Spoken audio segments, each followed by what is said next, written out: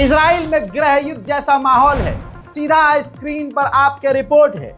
Israel के supreme court के जज ने कहा है कि भैया, चीफ जस्टिस कह रहे हैं, एहरोन बराक ने कहा है कि इजराइल यानी हमारे मुल्क की हालत इतनी खराब है कि कभी भी गृह युद्ध छिड़ सकता है। इसके पीछे की वजह वही है जो पिछले 2 साल से आपको दिखा रहा हूं और पिछले 3-4 दिन से आपको बता रहा हूं कि नेतन्याहू के खिलाफ अब यहूदी समाज पूरी तरह से इकट्ठा होकर 24-24 घंटे प्रदर्शन कर रहा है। इजराइल के आम जनता को यह बात समझ में आ चुकी है कि नेतन्याहू अपनी पर्सनल फायदे के लिए और अमेरिका के फायदे के लिए इस जंग को बढ़ा रहा है और गज्जा पर हमला करके हमारे अपनों को ही खतरे में डाल रहा है। हजरात, इसके अलावा वजह यह भी है कि इजराइल की सेना में इजराइल के लोग जाना नहीं चाहते। दूसरी वजह यह भी है, दूसरी और तीसरी वजह, कि इस जंग की वजह से इजराइल की जो इमेज है वो ख़राब हो गई है। और वजह इसकी यह है कि इजराइल की जीडीपी कमज़ोर हो गई है, गिर गई है और रैंकिंग भी डाउन हुई है। जैसे टूरिज़्म की रैंकिंग में ये बेहतरीन देश हुआ करता था, वो रैंकिंग डाउन हो गई है और इजराइल को मोटा नुकसान भी इस जंग से। आप लग रहा होगा, अरे यार भाई, नुकसान कैसे, वो तो जीत रहा है। नहीं, जो महंगे महंगे हथियार भाई देश के लोगों के टैक्स का पैसा जबरदस्ती हथियार खरीदने में खर्च कर रहा है, और तो और जनता की सुन भी नहीं रहा और जो उसकी मान रहा है उसको सरकार में रख रहा है, बाकियों को निकाल रहा है। इन तमाम वजह के बाद अब सुप्रीम कोर्ट के जज ने कह दिया है गृह युद्ध कभी भी छिड़ सकता है। उधर इजिप्ट के सैन्य अधिकारी ने बिना नाम इजराइल के लिए बड़ा ऐलान किया।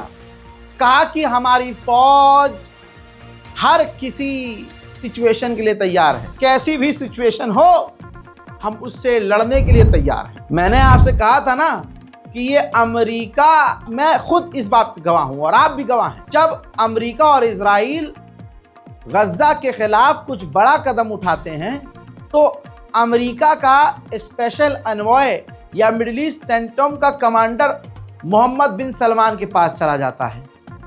कुछ आपस में डील होती है, फिर मोहम्मद बिन सलमान अपने जिस्म में मौजूद तमाम छेद को बंद कर लेता है। फिर क्या होता है, गाजा फिलिस्तीन का नरसंहार होता है और अरब खामोश रहता है।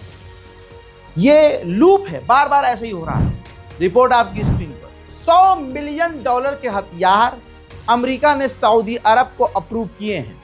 जैसे ही गाजा पर दोबारा हमला हुआ, उधर सऊदी अरब पहुंच गए ट्रम्प के एनवॉय और उन्होंने जाकर मोहम्मद बिन सलमान के मुंह में डाल दिया हथियार। अरे मतलब वेपन्स, कि भाई हम आपको हथियार दे रहे हैं, आपको बेच रहे हैं हथियार $100 मिलियन की, बस आप चुप रहिएगा।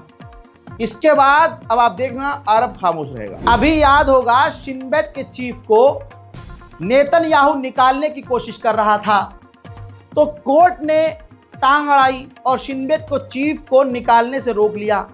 अब उसी शिनबेट के चीफ ने खुलासा किया है कि नेतन्याहू बीच में रोड़ा बन रहा है। हम हमास से बात करके गाजा से इजरायलियों को लाना चाहते हैं, लेकिन नेतन्याहू बीच का रोड़ा बन रहा है। साथ ही वो खतरा पैदा कर रहे हैं। साथ ही इसके अलावा जो इन्वेस्टिगेशन हम कर रहे हैं 7 अक्टूबर की जांच की, उसमें भी ये टांग अड़ा रहे हैं, क्योंकि 7 अक्टूबर का खेल हमास का कम, इजराइल के प्रधानमंत्री नेतन्याहू का ज्यादा था। उधर आप फिलिस्तीन के वेस्ट बैंक में आ जाओ। वेस्ट बैंक में बड़े बड़े बेहतरीन और खूबसूरत मकानों में रहने वाले फिलिस्तीनियों को डरा धमका कर इजराइल के सेटलर्स, इजराइल के फौजी, उनसे उनका घर खाली करवा रहे हैं। देखिए।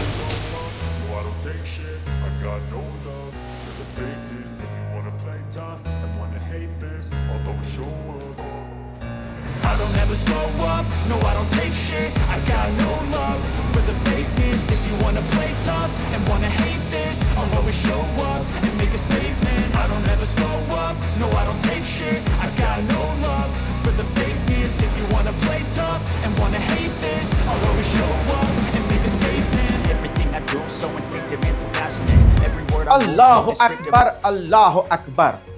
उधर हजरात मोहतरम नेबुलस के इलाके में 80 और परिवार से इजराइल ने कह दिया है मकानों को खाली करो। लेकिन अब सऊदी अरब ने अमेरिका से हथियार पकड़ लिए हैं, तो अब सऊदी अरब की औकात नहीं होगी कि वो कुछ कह सके, कुछ बोल सके। अलविदाई जुमा, बड़ा ऐलान कर रहा हूं, सुन लो।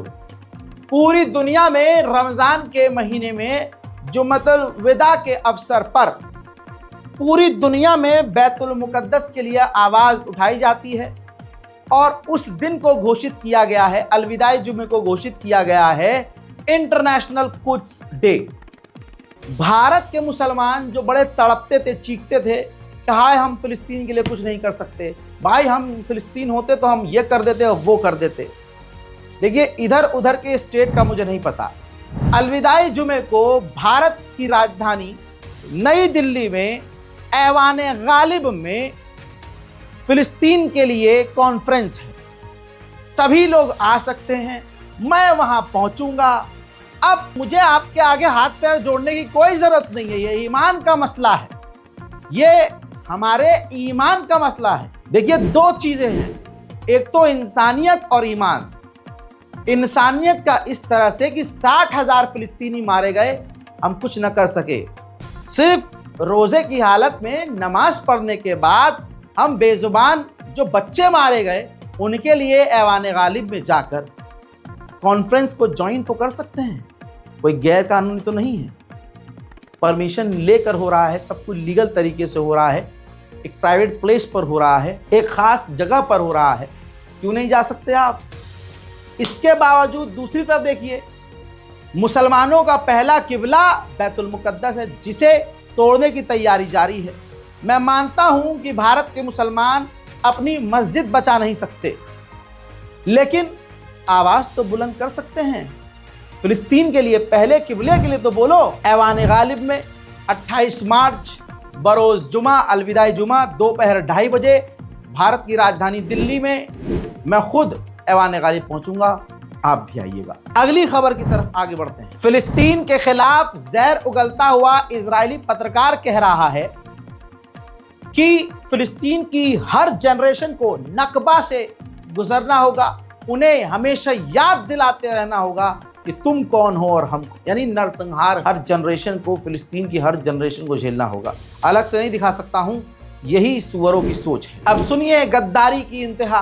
इजिप्ट के अंदर इजराइल ने इफ्तार पार्टी रखी और उस इफ्तार पार्टी में, जो इजिप्ट के अंदर इजरायली एम्बेसी है उसमें पार्टी रखी थी, और उस इफ्तार पार्टी में इजिप्ट के टॉप लेवल के अधिकारी मौजूद थे। उधर जनीन के अंदर 87 बिल्डिंग्स, फिलिस्तीनियों की अपार्टमेंट और घरों को तोड़ने की तैयारी इजराइल कर रहा है। उधर फिलिस्तीन के वेस्ट बैंक से लेकर गाजा में इस हेलीकॉप्टर का इस्तेमाल इजराइल कर रहा है और हेलीकॉप्टर से ही फायरिंग कर रहा है। यहूदियों के खिलाफ सालाना जो वो प्रोग्राम इजराइल करता है, उसमें आने से जर्मनी ने पहले खुद मना किया, भूल गए होंगे आप, मैं याद दिला दूं। फिर उसके बाद फ्रांस ने मना किया और अब बर्तानिया को, जो सबसे बड़ा यहूदियों का रब भी है, उसने भी मना कर दिया।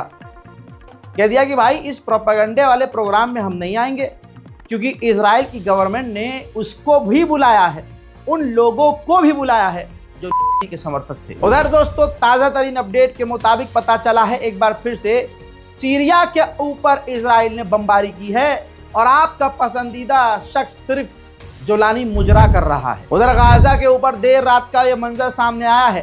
गाजा के ऊपर इजराइल के एयरक्राफ्ट रात भर उड़ते हुए और हमला करते हुए नजर आए हैं। हजरात मोहतरम, इस रिपोर्ट में फिलहाल के लिए इतना ही। रिपोर्ट को शेयर कीजिए, दुआओं में याद रखिए। जय हिंद।